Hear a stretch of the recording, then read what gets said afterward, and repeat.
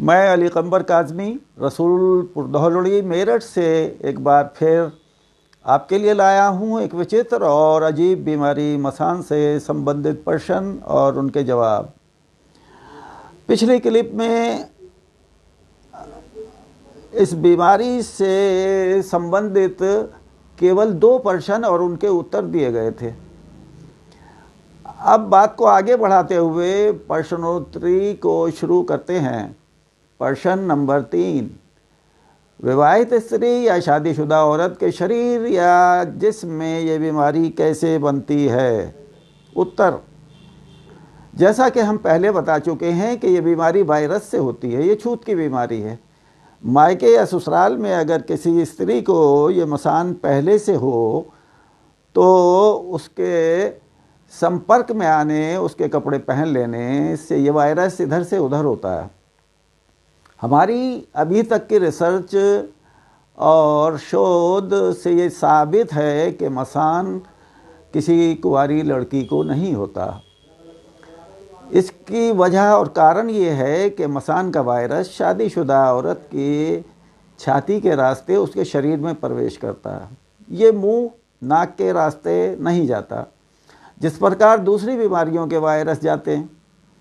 न ये त्वचा द्वारा ही लगता है। कुंवारी लड़की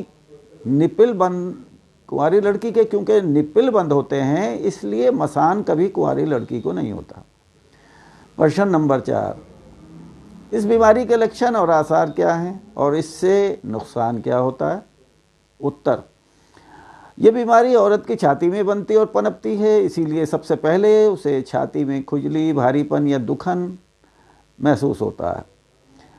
इसके पश्चात सोते समय डर जाना और 3 प्रकार के सपने आना प्रारंभ हो जाते हैं। फल, बच्चे और गंदे एडल्ट टाइप के सपने।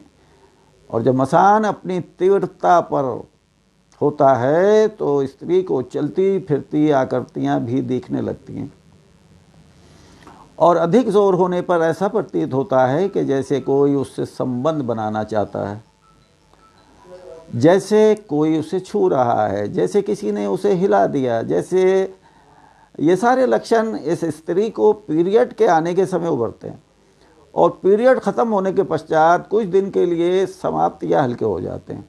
यहीं पर एक बात और बताना ज़रूरी है कि बीमारी के बताए गए सारे लक्षण किसी एक मरीज़ में हों ज़रूरी नहीं।